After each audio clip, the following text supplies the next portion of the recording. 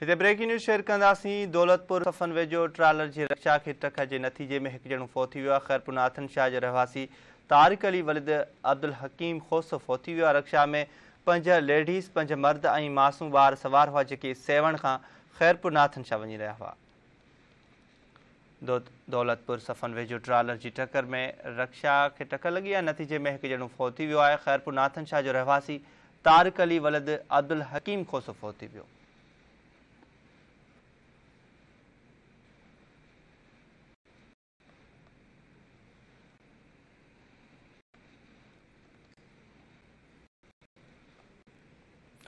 दौलतपुर में breaking news. Daulatpur सफ़न लॻे national highway ते ट्रालर जो रक्षा खे टक्कर, हिकु ॼणो हयाती में वेठो।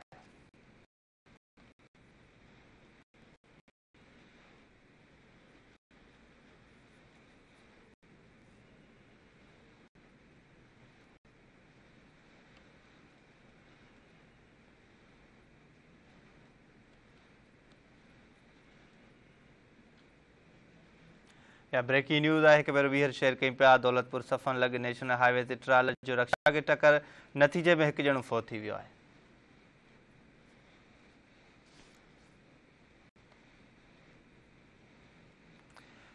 दौलतपुर मां ही ब्रेकिंग न्यूज़ अवां सां शेयर कई पिया। दौलतपुर सफ़न लॻे नेशनल हाईवे ते ट्रालर जो रक्षा खे टक्कर लॻो आहे। नतीजे में हिकु ॼणो फ़ौत थी वियो आहे।